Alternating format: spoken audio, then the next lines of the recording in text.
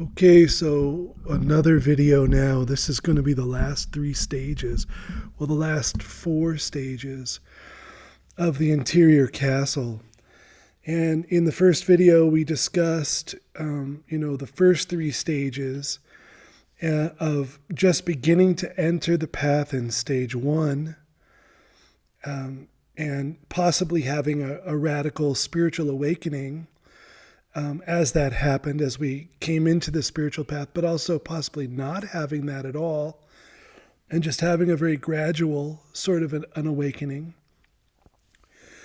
And then we talked about those souls that have then moved into stage two and moved through that stage, and where a profound death takes place, where that person's connection to their false self and false identity is deeply shaken and turned to some kind of rubble.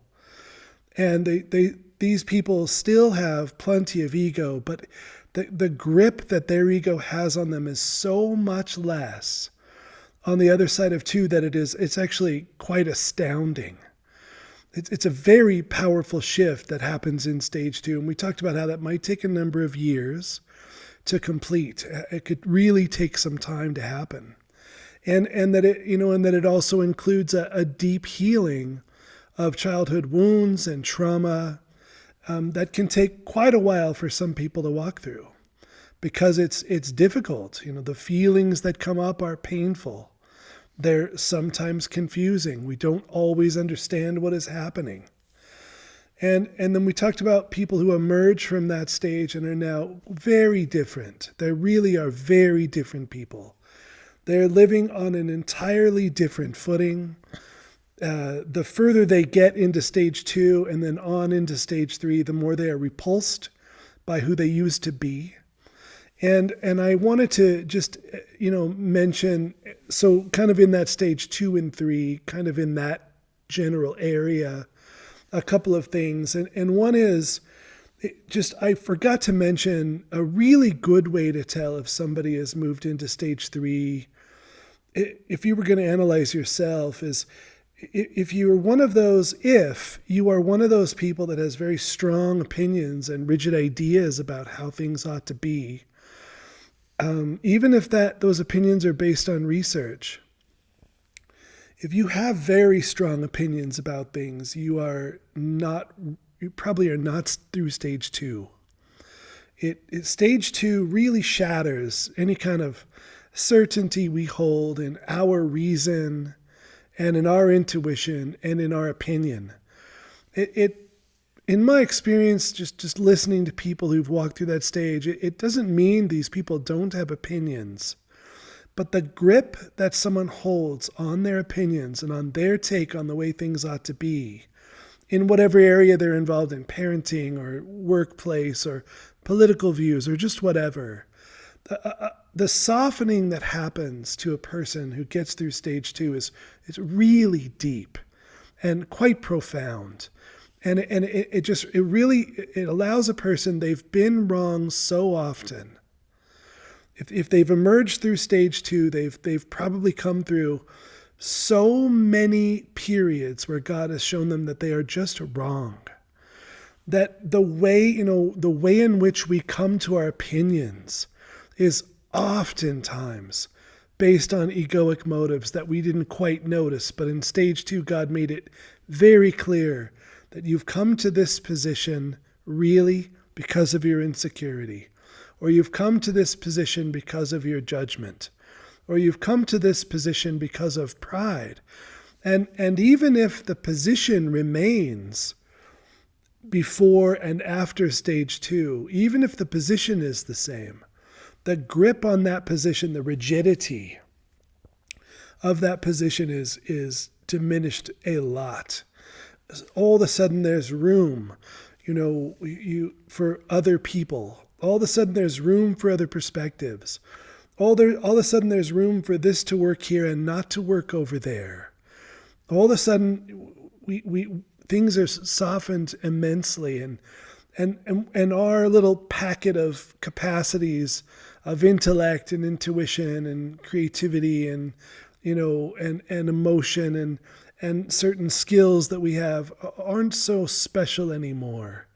We really begin to participate in this larger world where there's billions of people on the planet, all of whom have things we don't have, all of whom can see things we cannot see, who can do things we cannot do. And so our even though we still have to navigate and we have to sort of reason and intuit and make decisions based on, to the best of our capacity, we're no longer in any way sure we're doing the right thing. We're just no longer in that space at all. We have found if someone has come through stage 2, they're operating under a basic assumption that they're probably wrong. And I know how that sounds, maybe it's just to me, but I was sort of brought up in the New Age movement, and I'm not picking on that, but we were just told so many good things about ourselves all the time, and we were always taught to really believe in ourselves and trust ourselves, and and so that build up, it sounds funny when I tell people, well, when you come out of stage 2, you won't trust yourself. And that's a good thing. But you have to understand a deep stability has set in at stage 2. So while you do not trust yourself, you also do feel a sense of security, though, and calm and peace. It's what comes with humility. There's a low, grounded, sort of like a low center of gravity. There's a grappler in the grappling world, a Russian grappler named Fedor Emelianenko, and he was undefeated for 10 years straight in the heavyweight division, and he just didn't look the part. I heard about him. I heard how amazing this person was, and so then I researched him because I have an interest in martial arts, and I researched him, and well, he was short, 5'10", pretty chubby, had a bald head, and he just didn't look at all like the person who was beating everyone in the world at heavyweight. And it was really interesting, and he was an interesting character. He had a profound humility, a really, really deep and impressive level of humility, actually. I was actually astounded when I first began to look into him, because I thought, this man is deeply, deeply humble and for real and consistent. It never changed over all those 10 years. And, it turned out he was a Russian Orthodox Christian and had priests and monks as spiritual advisors. And they had taught him that, as you succeed in this area year after year, you're undefeated.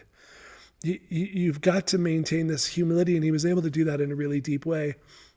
But I thought he was a good sort of physical, symbol of humility also, because he was short and fat and had a low center of gravity. And they say that to some degree that made it hard to grab him, and it made it hard to topple him, because he was so low to the ground and round. And so the second stage brings about this kind of humility that keeps a person low to the ground. If they lose that, it's because they choose to, because God would never have taken them outside of that level of humility into the next stages. The focus is on humility in stage 2. And the focus is on lowliness of spirit in stage 2. And God would have never taken them further had there not been enough of that built up in them to maintain them throughout the next stages. So that's sort of a recap of the second stage, and then moving into the third stage is this sort of successful place where the person is doing so much better, and they're happy, and they're beginning to enjoy life in a way that they had never enjoyed life before, and how that in itself can become a distraction. And so what I wanted to say also about, so then I thought that's the review of the first three stages. And then I thought, well, now let's go through 4, 5, 6, and 7. Let's just take a journey through the next four stages. And and 4, it's like you can't talk about 4 without talking about 2. Because the person in 2 has become deeply convinced that the self is not the answer, that their thinking is not the answer, that their charisma is not the answer. They whatever they sort of built their ego around in the early, before pre being on a deep spiritual path has been crushed. And so if their self-esteem was around intelligence, or if it was around charisma or creativity, or just name it, whatever conglomeration of things, or if their low self-esteem was around certain character flaws that they perceive themselves to have, not being pretty enough, not being smart enough, whatever their wounds were telling them and they had built a personality around, has been ground up to a large extent. I mean, it's significant. It's like it's just the second stage, but it's not nothing. It's a lot. It's so diminished now that the person can, and this can take, I mean, Teresa of Avila said stage 3 shouldn't exist, but I kind of like it because once I see someone leave the second stage, it does seem to be a few years before they enter stage 4. There just does seem to be this middle place where God reveals some of the fruit of having died to self and establishes in our actions some of the behavior traits of having died to self to some degree. And you get to experience that. And also, too, for the person who's going to go further, they begin to see what was not done.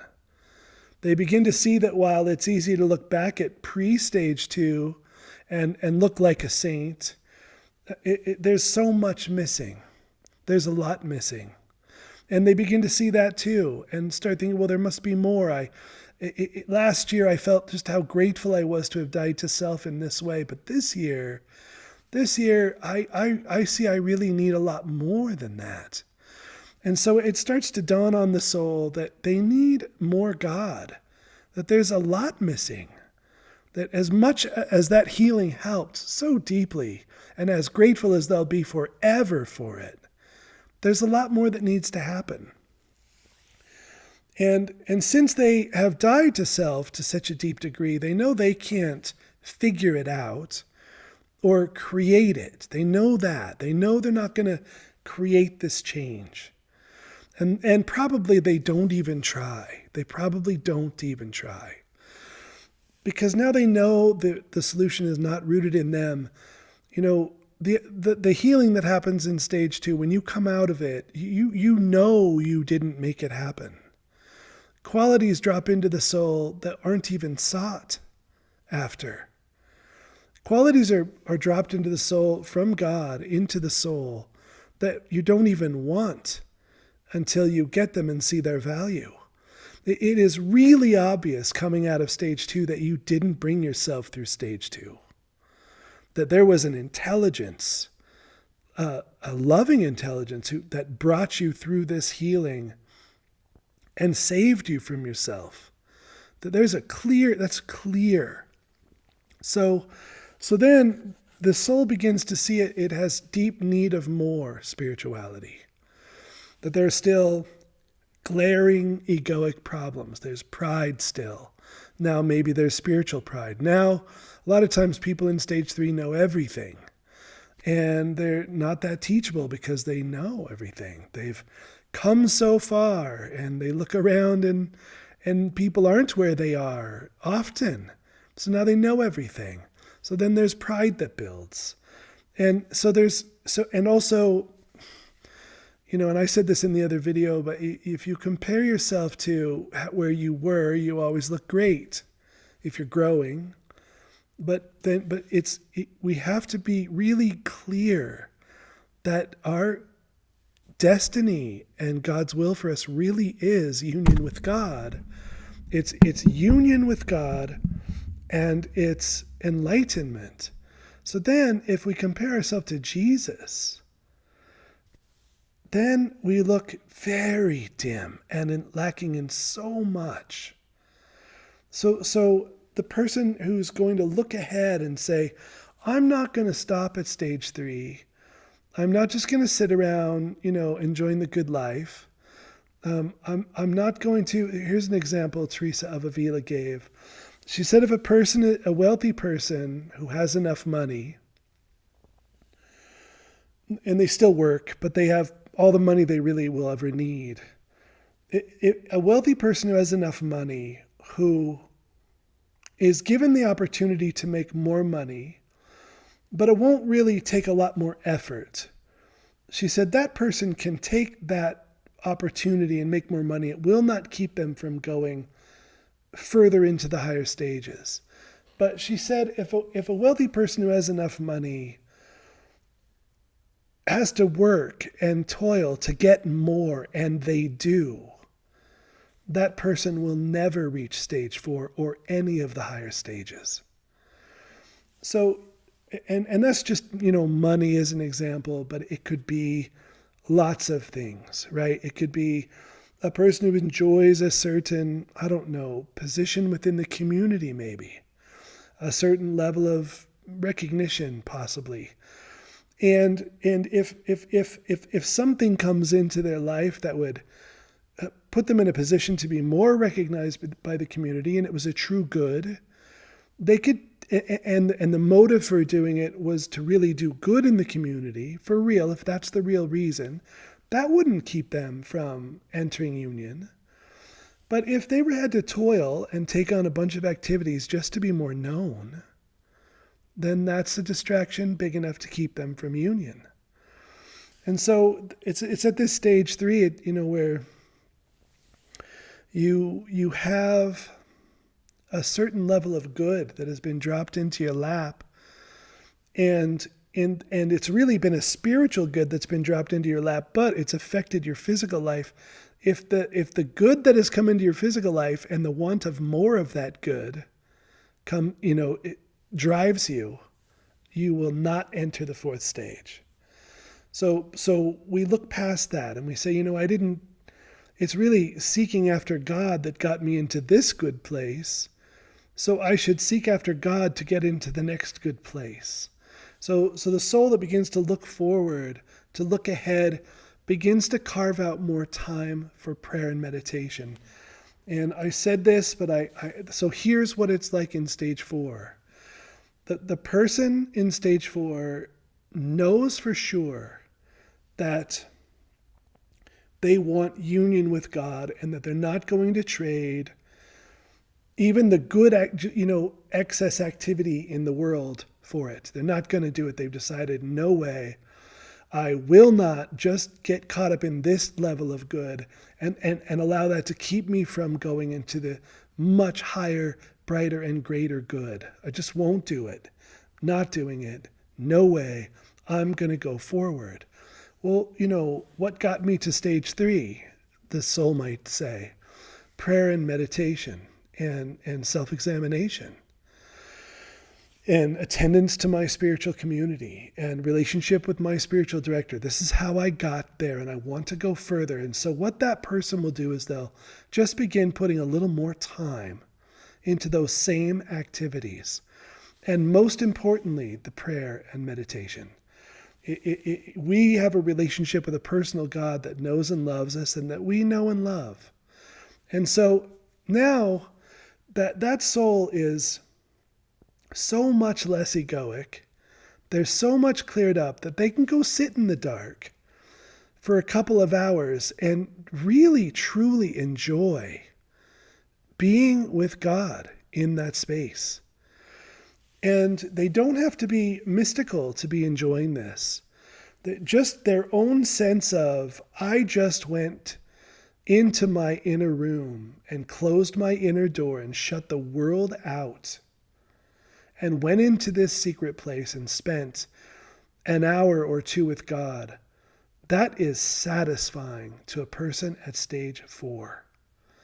That person, even if they're not a mystic and they're not experiencing waves of energy, currents of energy, whatever, all the things that a mystic might experience, even a non-mystic in stage 4 leaves a period in the middle of the day, a perfectly good day where you could be doing lots of things.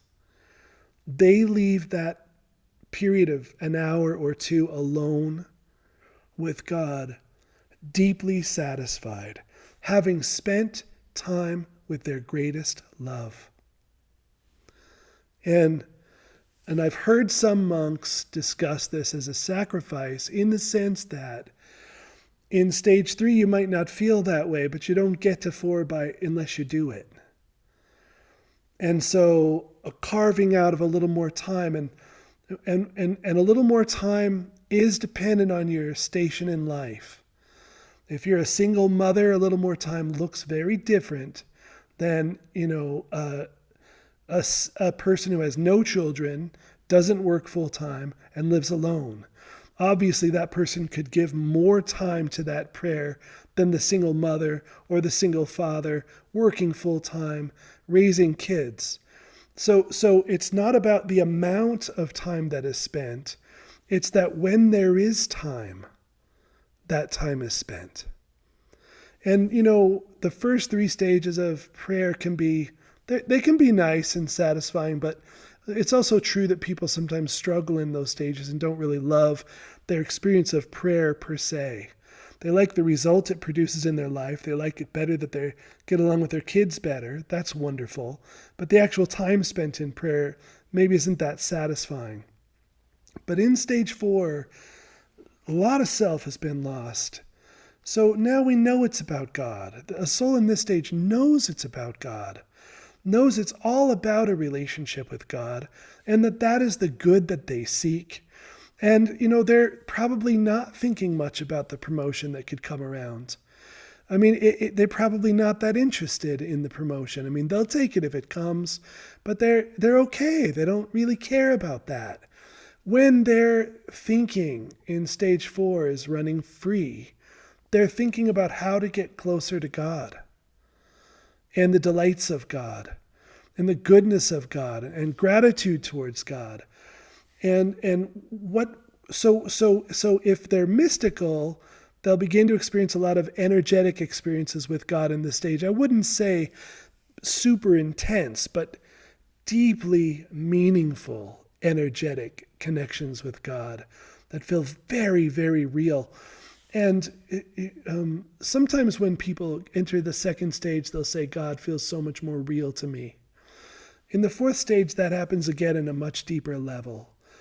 And whether it's a mystic or a non-mystic, coming out of that hour of prayer, whether they're absorbed or not absorbed, there is this, I mean, it's not that every prayer period is great. I don't mean that, but we're just talking about, like the example of stage 4.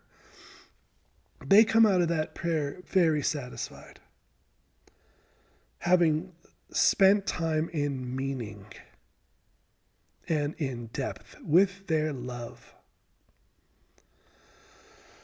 And they don't really care, honestly, if it was very consoling or not consoling. They don't care if they got a vision or they didn't have a vision. Those egoic motives from stage 2 have been left behind. They are just really, really glad to have spent time with this God who has become extremely real to them. A God that is very, very real. And that does happen in the second stage, but it happens much more profoundly in the 4th stage. God is absolutely real, the great reality of life, and they've been freed enough from wanting people to approve of them or like them, all the things we talked about, right? The instincts. They've been freed enough from that they know what they really want, and what they really want is God. And that begins, I thought I would say too, a certain kind of meditation, a certain experience in meditation is really common in that stage. It happens in stage 2 and 3 also. So if I say this kind of meditation and you're experiencing it, don't say, "Oh, I must really be in 4 instead of 2." Don't say that. But there's a kind of falling asleep in meditation that happens in stage 4 that Teresa of Avila says you will the soul is not sleeping, but it's very much like sleep, enough that when they come out, they're not sure if they're falling asleep or going into some kind of meditative state that's like sleep. And she says they just won't be able to tell for sure, and they might worry about it. And yeah, a person at stage 4 can worry about their spiritual progress. They're not enlightened yet. So they really have this goal in mind. They really want it, and they're concerned about whether or not they're taking the right actions to get there. So there is that. So that stage of meditation is really common in stage 4, a sleep-like state that where you aren't conscious, but when you come out, you're maybe a little nervous about whether you're falling asleep or not. And I'm a really, personally speaking, I'm a huge proponent of that kind of meditation. Even if the person is in stage 2, I think that if that comes over them, they should embrace it, because there's a certain, the way the monk talked to me about it is there's a certain, it's like, okay, now you're out of the way and God can work on you. So you're in there praying and it's so egoic, even when we're trying not to be. And then you go into this slumber-like state, and there's a surrender in that. You know when you fall asleep, there's a letting go that happens. But this letting go happens in God's presence. This letting go happens in an intensity of devotion. And there's a certain getting out of the way where God can come in and work on you and heal you at a deeper level because of that kind of prayer. It's just really common in the 4th stage. And I just want to also remind you that all of these stages can take a number of years. So don't feel like there's a rush again through this stage. I want to hurry and get to the next stage. This is a beautiful stage. The soul begins to walk in a real intimacy with God in this stage.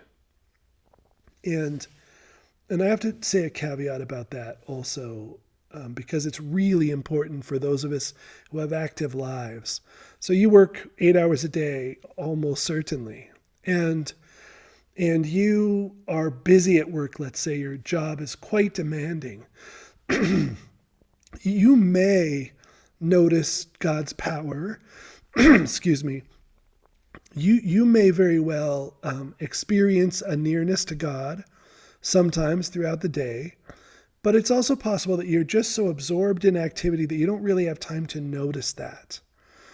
And so you could be in stage 4 and able to go sit on a bench and spend a couple hours with God in a deeply satisfying way, and still have a job that doesn't allow for that kind of experience. Oh, I think that's better. Okay. So you can, if you're in stage 4, you still may be busy in the world. You also might have 3 kids. And so not only do you work, but you come home and there's children and they're needing your attention. And sometimes you can find a way to enjoy God while being with them, especially rubbing their back or something, right? So you find ways to incorporate this new prayer into your relationship with your significant other or your children. But the point is, we can be quite busy. And the beautiful thing about Jesus and God and the Christian path of salvation is it's just all based on God's love. And so one person who works 10 hours a week has all this time for prayer, and the other person works 8 hours a day, and they don't have a choice about that. They can't diminish their hours. They would if they could, but they can't. Well, that person works 8 hours and then comes home and has responsibilities and gets 45 minutes or an hour at the end of the day to enjoy God's presence. Well, the beautiful thing about grace and God's love is that God can easily raise that person who's working much more and is much more busy just as high as God can raise the person with all that extra time.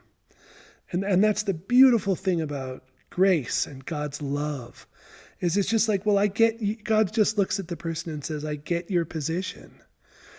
It kind of reminds me of Jesus saying, the woman who gave such a small amount to charity, but she gave it out of her need, had given far more than the wealthy person who dropped a lot of money in the donation jar, right?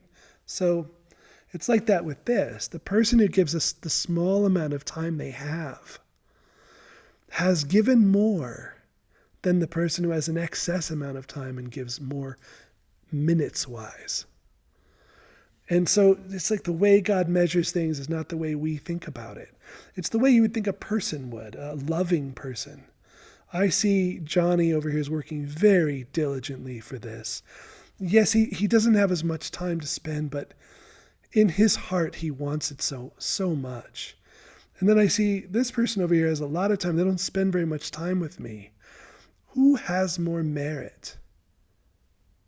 It's Johnny. Johnny has more merit. So I wanted to give that caveat because some of us are quite busy and some of us aren't, and that's all fine. But the point is, in stage 4, you begin to really appreciate the deep reality of God's presence in your life, and you begin to really appreciate the time you get to spend with God in that way. It becomes more and more what you want to do over other things. It becomes more and more where you want to be. And the monks sometimes and nuns sometimes suggest in stage 3, just cutting a little extra time out so you don't miss that stage 4, right? Because you've got this great life going and you're just busy all the time living it. And how important is all that time? Really, is it more important than another half hour, 40 minutes in the middle of the day in prayer? Probably not. It probably is not. So we begin to value that time we have with God more and spend more of that time with God. And it becomes very real.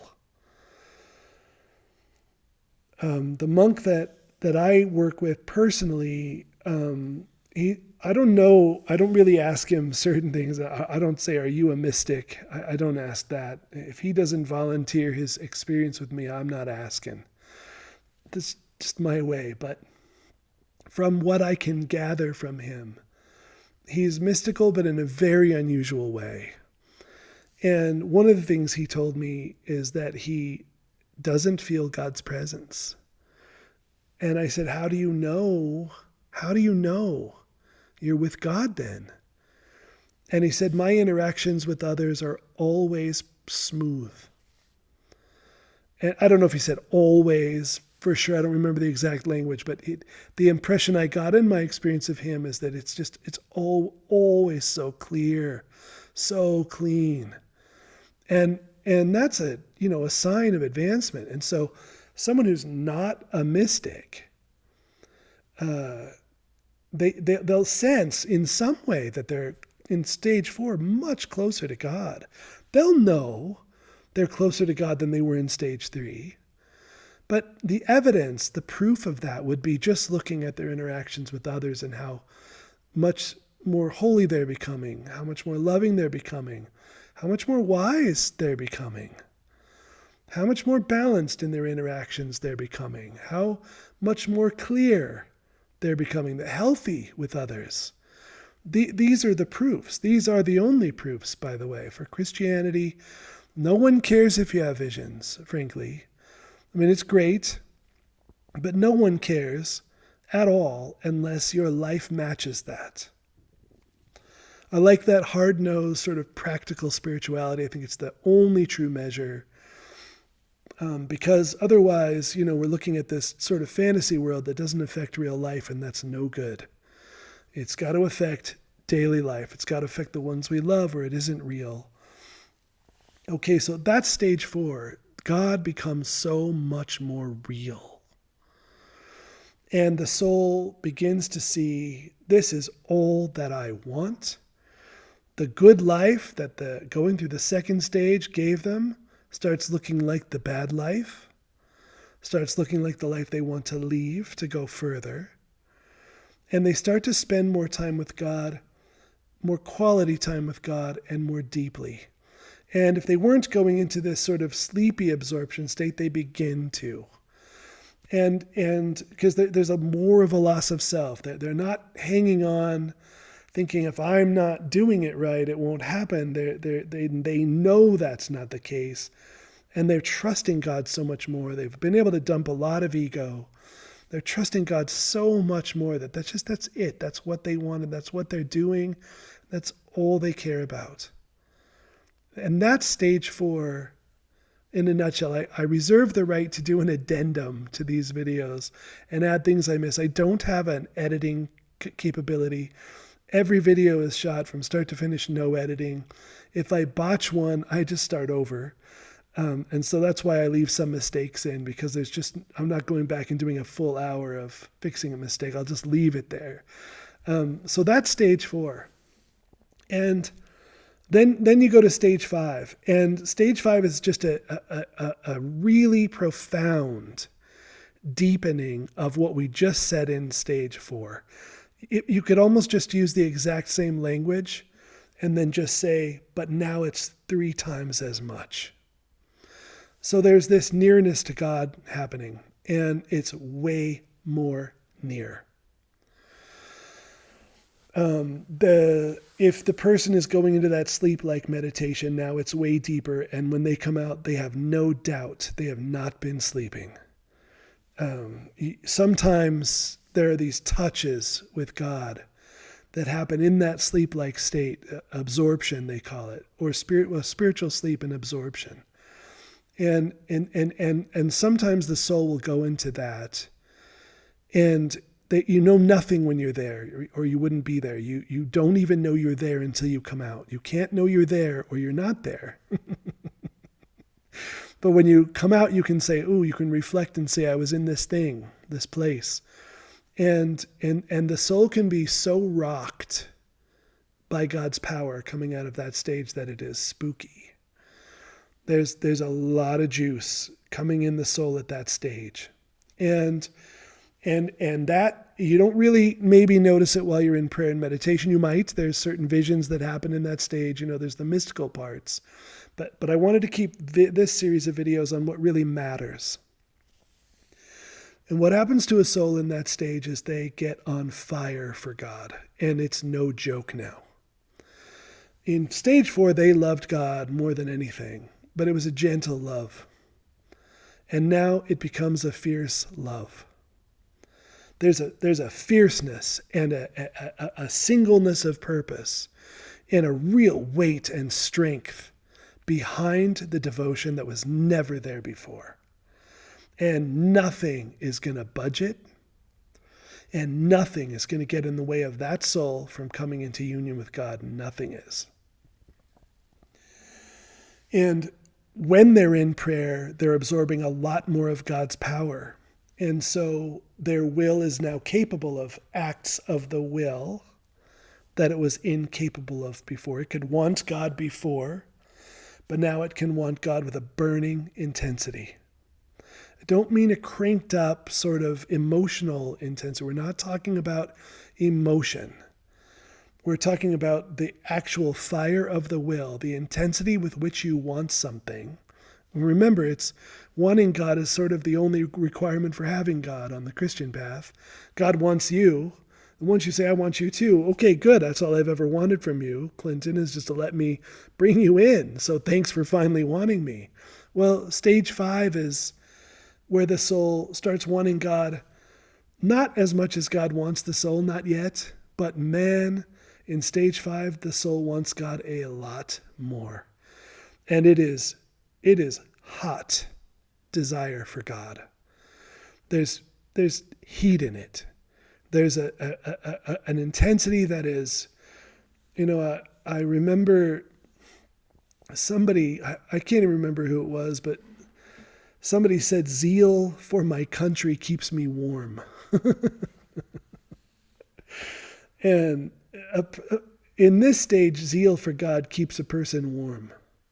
And that's really all I would say about stage 5, is that much deeper penetration into the sleep-like state in meditation. Deep enough that when you come out, you're no longer wondering, was I asleep? No question. You know you weren't. People have reported these are mystics, but people have reported coming out of that sleep-like state with their entire body vibrating audibly. They can hear their body vibrating. But that's a mystical thing, not that important. But maybe what is for sure important is coming out knowing you've been directly touched by God in a way you cannot explain. And that is essentially what is actually happening. The soul is passing out in God and entering a true union with God, but almost as if they're under anesthesia in order to have that union. So they're not ready to consciously enter into union with God, but they're ready to have that union if they could just pass out in it. But it's still a real touch. The touch is really happening. The soul is really uniting with God for that period of time. It just isn't capable yet of doing that in a conscious way. And that stage can also go on for quite some time. All of these stages can last a number of years. And Teresa of Avila said that, like someone in stage 5, they might get touched in that really profound way by God. And it might not happen again for 2 years, and then they'll get touched again. And then it'll increase in frequency and intensity over time until it might be happening quite often in a very intense way. But then soon, at that point, they would transverse over into the 6th dwelling places, into the 6th mansions. So I think that's all I want to say about 5. I know there's a bunch of people hear voices in there, the angels talk to them sometimes, and certain visions happen in that stage, and all of that kind of thing can happen to a mystic in that stage. But we don't care about that. I certainly don't care about. I'm not impressed with that. I'm a mystic, by the way, and it's okay. I've watched mystics really blunder in life, including myself, to the point where there's just no illusions whatsoever about that mattering. So what?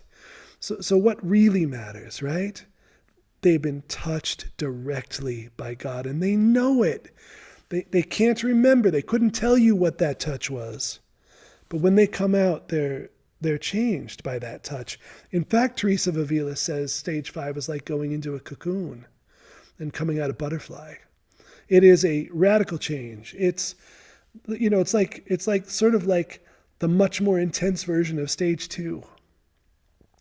And it should be, I guess, pointed out also that the more intense these touches become, the more intense the purification from God comes also. So that it's not just like the soul is enjoying delights of God, the delights of God. It's because it's being touched by God's light so much stronger and so much brighter.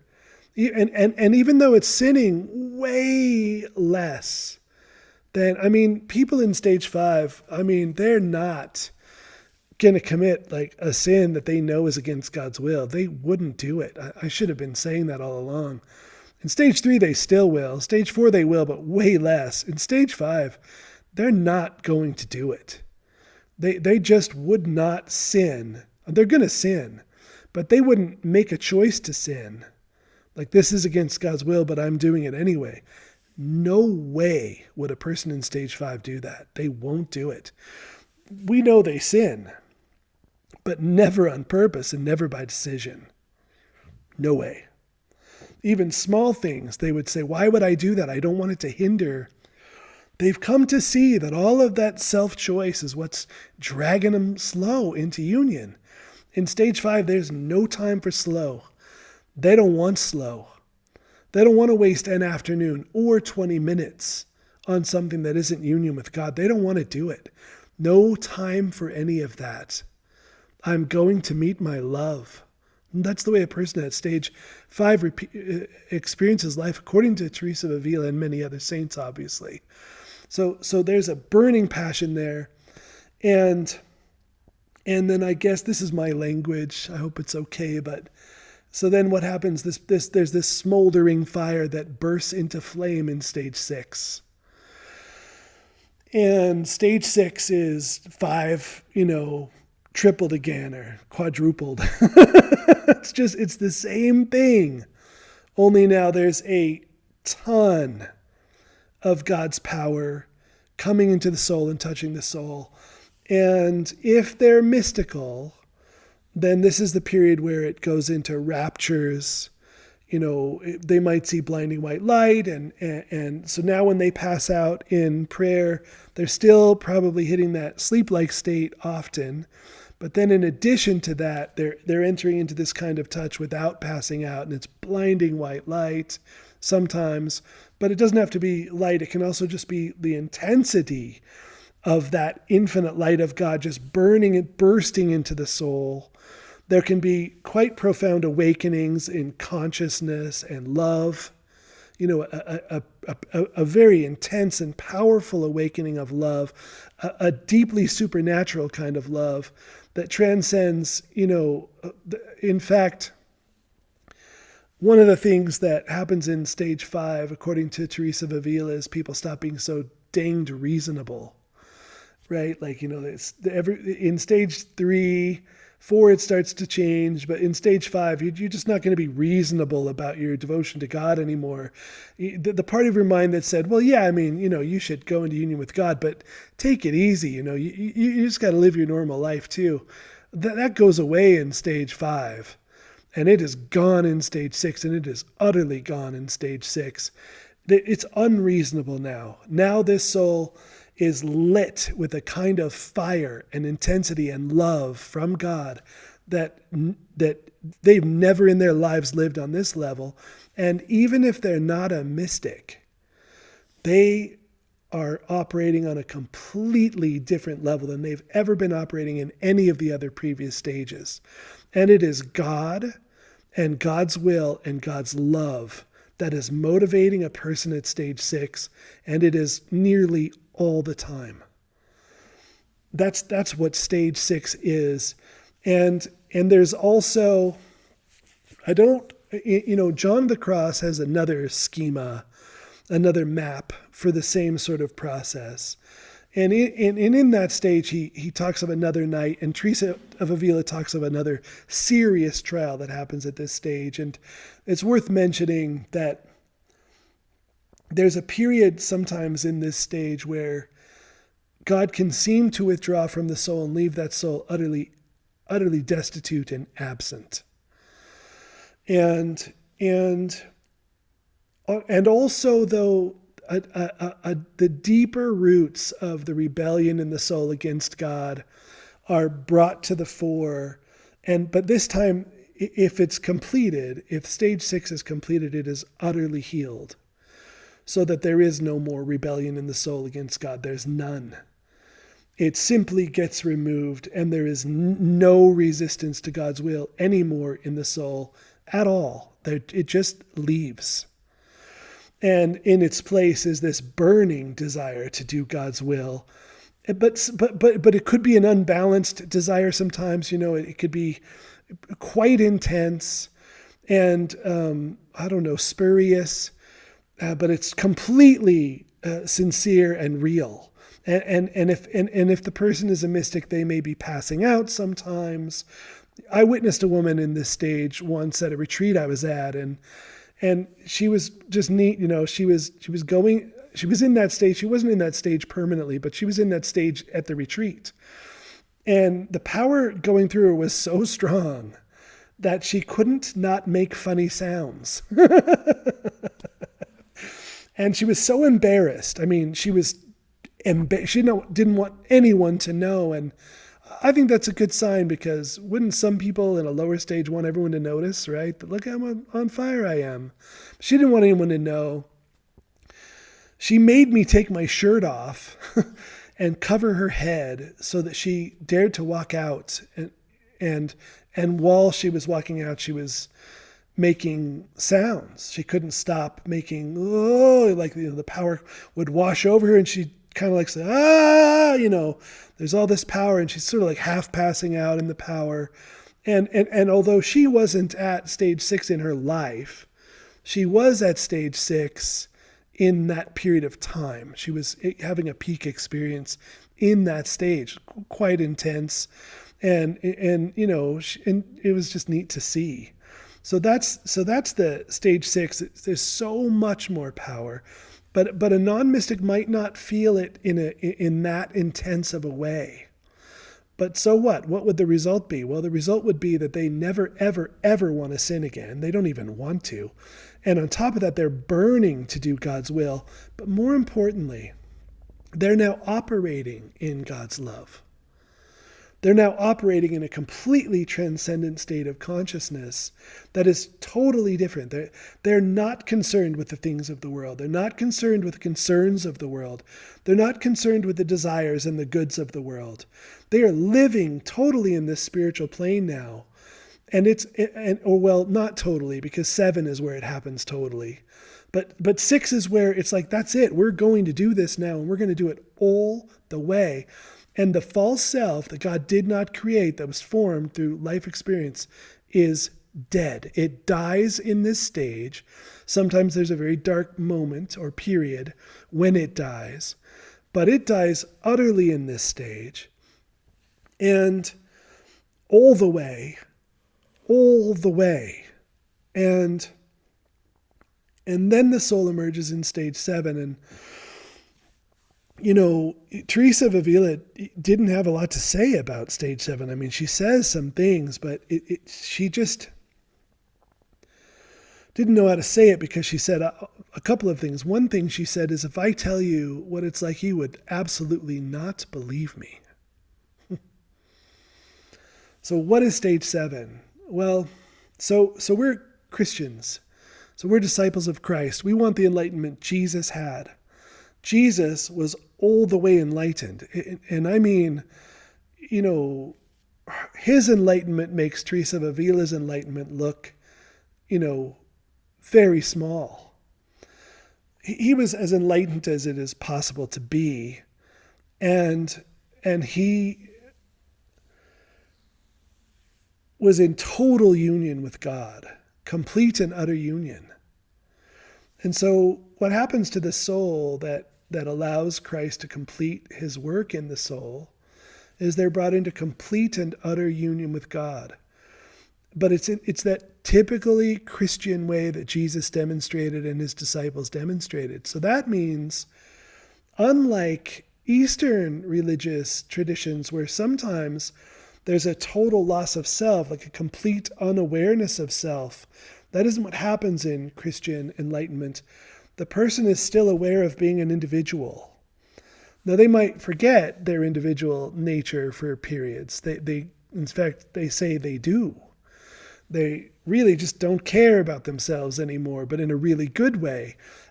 And they don't care enough to just forget about it. But even when they're still being Teresa, like I'm Teresa, there's no separation whatsoever between Teresa and God. None. There's no distance. They're basically, the only thing left is what Christianity calls the beatific vision, which can't happen to anyone on this planet. It has to happen in heaven. So they're really essentially have completed the journey to heaven and exist and live in heaven, in union with God, and in a profound state of union and love with other creatures. They're doing that all the time. And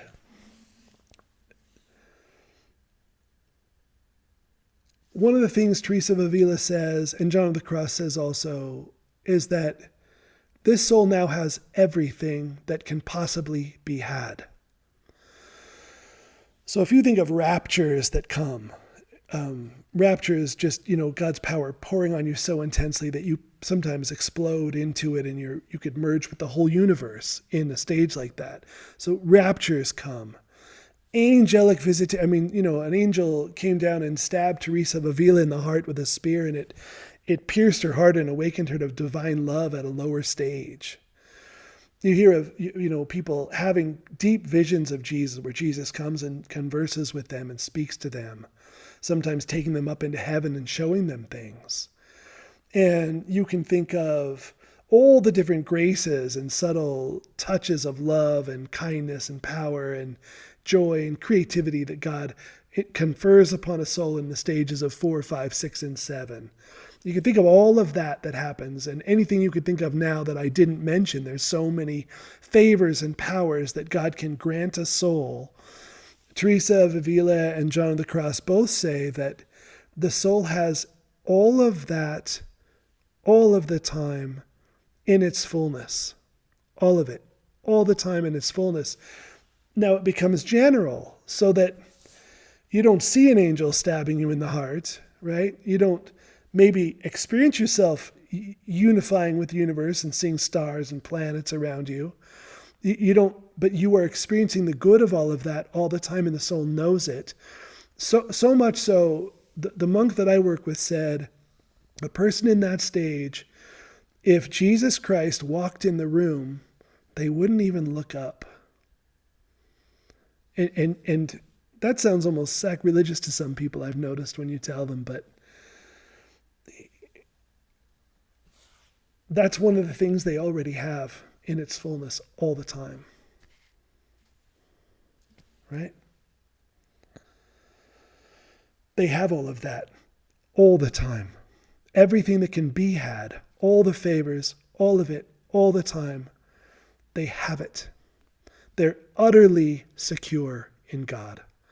The word is secure. That's the word they use. Completely secure in God. Total faith. All faith. They have faith, complete faith. Those of you who walk in faith, complete faith. But I should say this now. Then she said, or he said, I can't remember if this was John of the Cross or Teresa of Avila. So I think it might have been John of the Cross, but it might have been Teresa of Avila. It's really hard to say. So she said, I'll say it that way. So she said, in addition to having everything there is to have all at once, which is kind of like blinding white light, right? Because you shine white light through a prism and out comes all these colors. So it's like, one color is a vision and one color is a levitation. And Teresa of Avila levitated all the time and didn't need to eat. And, she had every kind of miracle you can imagine happen through her. She was just, very, very enlightened. It's hard you can't overstate it. And she was also ADD, by the way, they think. She had a ridiculously wandering mind and it never really even calmed down. Her mind never really even slowed. She just went into union anyway because God brought her into union because she was willing. It's so powerful. But she also experienced profound repose and absolute silence. And she said everything you can have. But then she said, while having everything that it's possible to have, still the vision would come and go. And still the rapture would come and go. So that you have the accumulated good of everything of God all at once, all the time. And you experience particular joys and flavors that come and go. And that's the seventh stage, according to the great saints of the Christian tradition. And so God is still God, and the soul is still the soul. The soul does not become God. The soul is not God. But the soul becomes one with God by participation in God. And so there's an infinite loving exchange, an eternal loving exchange between the soul and God and the soul and creation. And that's the seventh stage. And so if you weren't mystical at all, you would say that's you feel perfect security. Perfect surrender to God all the time. And you're able to love and interact with others from that plane of consciousness even if you don't feel it coursing through your body. And there is no value placed on mystics and non-mystics. No one thinks a mystic is higher than the non-mystic in that stage. They're different. They're different. Sometimes they'll say a non-mystic has a greater inner strength on the personal level, and the mystic has sometimes a greater discernment, because they've had to navigate really being the devil attempting to trick them with false mysticism. And that doesn't just happen in stage 2, that happens all along. And so sometimes the mystic will have greater discernment because they've really had to have it to navigate this mystical world they live in. And the non-mystic didn't have that. They had to just go in on faith. And I have people I love deeply and respect who are coming in on faith. And they tend to have a greater inner strength because they weren't fed along the way with these sort of sweetnesses. But the love is equal, all things being equal. The love, because there's different levels of sainthood and enlightenment. But no one thinks by nature the non-mystic is less enlightened than the mystic. Nobody thinks that. We know that the enlightenment is equal, all things being equal. I think that's the whole video. I feel as if I'm going to have to, do an addendum. Let me add something at the end here. So that's the end of the stages, but let me throw this in because I failed to mention it in the beginning video, the first video. And it's kind of important. I did mention it in my talk last Thursday, so there's that. But I better say it again. The sort of foundational understanding, when Teresa of Avila says self-knowledge is so important in the second stage, become aware of your sin and all that, she actually means something bigger, and I failed to mention that. So when Teresa of Avila speaks of self-knowledge, she's speaking in the way that the Christian tradition perceives self-knowledge. And there's 3 great realities and truths about the self, the soul, that must be accepted all at once in order to have self-knowledge. And I want everyone to really listen to it and incorporate it. It's not something I've said very often. I have said it in 1,000 ways, but I've never really just concisely laid it out, and I think it's worth hearing. So the first level of self-knowledge is the massive, gap between the soul and God. The soul is a creation. It didn't make itself, and it can't hold itself in existence. It is utterly dependent on God for its existence, and if God withdrew its power, the soul would cease to exist. It wouldn't live forever on its own. It doesn't have eternal life. It participates in eternal life, but it does not have it. That's a human being, the soul's being is completely contingent upon God's being. And God is that being whose existence is not contingent on anything. God is the being whose existence is necessary. God is being itself. Nothing confers being upon God. Right? There's not like a God behind God and then a God behind God. That's this infinite regress. There isn't this. God is that being which has always existed, that wasn't created by anything.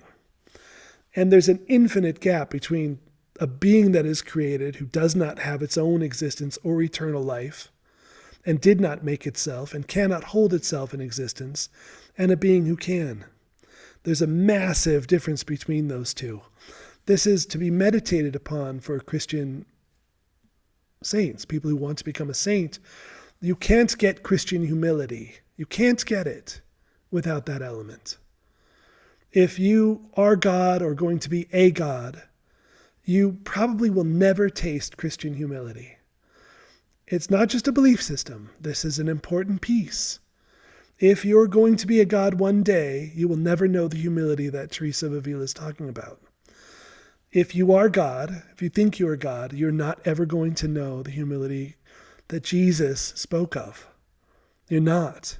So it's important. This is not just you just believe that, I believe this.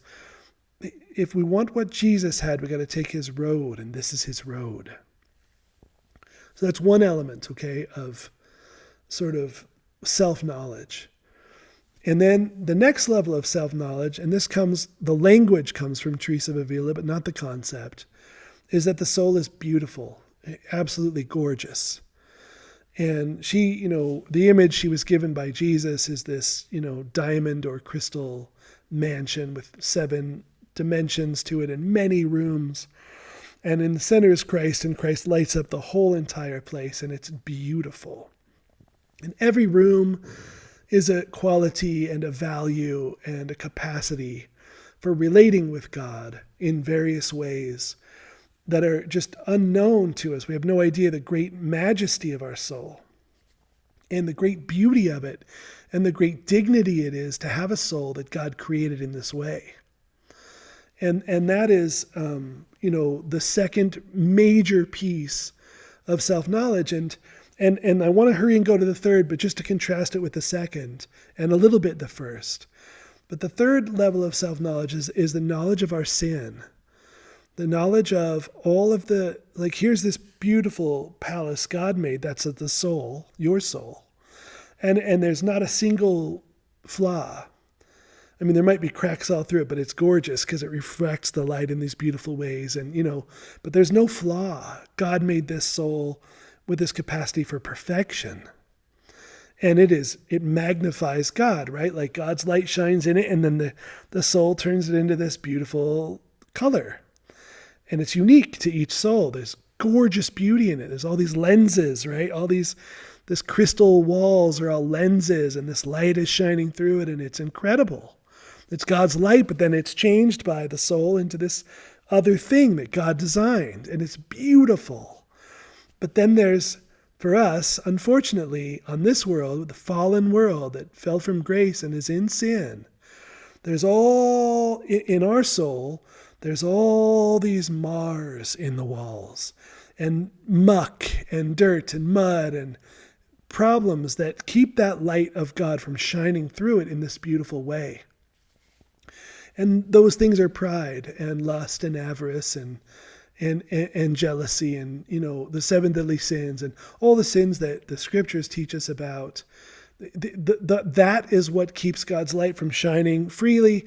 And that's what keeps your gorgeous, delicate beauty that is shining through you from interacting with everyone else's gorgeous, delicate beauty in these cooperative ways that are, creating beauty upon beauty upon beauty in the mystical body of Christ. But we don't allow it to happen. We do, but only a little. We don't allow it to happen because of all the sin. And that could seem like a weird contrast. You have this gorgeous, beautiful soul, but it's deeply marred by sin. And also, you didn't make it. You can't hold yourself in being. And you don't even have being yourself. You totally are dependent on God. And that's the Christian sort of view of sort of what are we?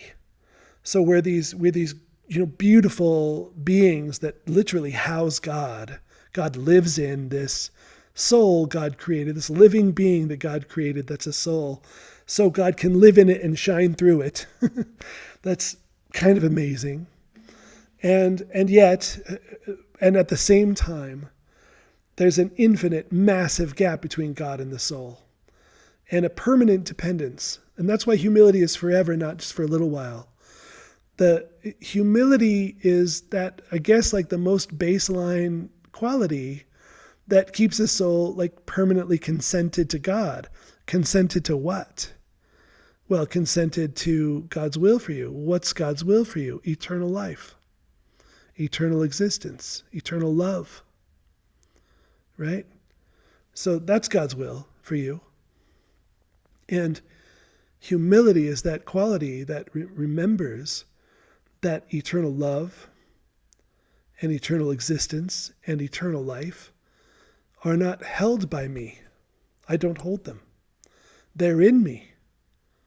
And they'll always be in me. It will never leave. But they're not me. I don't have that within myself as a quality of my own. I participate in that because God exists, living in me. And so humility is just like that part that just always stays open to God. in this radical way, because to not is to fall back from grace into a fallen state. And not as a punishment, just as a simple matter of, I close the door, the light doesn't shine through the opening. That's it. It just doesn't. And why would I do that? Well, pride, my own self-will. So all this sin is what keeps it from happening. And so that's what Teresa of Avila sort of says is your sort of nestled self-knowledge. This is your self-knowledge. This is your soul. This is what it means to be a human being. Okay. Thanks everyone again for everything you do, the support. You are welcome to Venmo me. There'll be a Venmo link below, and I thank you for that. And I hope these videos are helping. And just, if you really want this, then start spending time in prayer. If you're pretty serious about wanting it, then start spending, 20 minutes twice a day in meditation and prayer, and never ever miss. Begin there. And you surely won't miss if you begin that process. And if you listen to these videos, it's not me, this is really just my best try at stating what Jesus taught. It's not my teaching. This is what Jesus taught. This is what the disciples gleaned from his words. And this is what the saints have passed down to us, right? Disciples of Jesus' disciples, right? Disciples of those disciples down through history, all leaving their little mark and describing it and explaining it to us and refining it, helping us to clarify it. That's all this is right out of Jesus' mouth, right? And if there's anything in it that isn't true, it's from me. And if there's anything good in it, it comes from Jesus, because Jesus is everything. So I hope you can hear all of what I'm saying and take it to heart and let it sink in and begin the path of becoming a disciple of Christ and entering more deeply. And let's get to that third stage, and then let's quickly leave that third stage behind. Don't stay there. Don't stay stuck in stage one. Let's go ahead and do the hard work, the purification that is needed. Stop thinking we're so dang smart and we know what we're doing. Let's just get over that. Let's surrender deeply and find a deep humility. And then let's just skip right on through stage 3 and not waste a number of years just enjoying the good life. Let's skip that. Let's move on to a much better life. I think Teresa of Avila said, once you get into stage 5, it gets completely certain that you're going to reach union. 4 is a little iffy. It's really good though. You're so in. But 5, she just says, if you get into 5, you're going for sure. I mean, as secure as a person can be. And by the way, she said in stage 7, you're all the way secure. She doesn't believe it's possible to fall out of that state. That's how secure it is. So how does that sound? Okay, thanks everyone. God bless. Thank you for everything.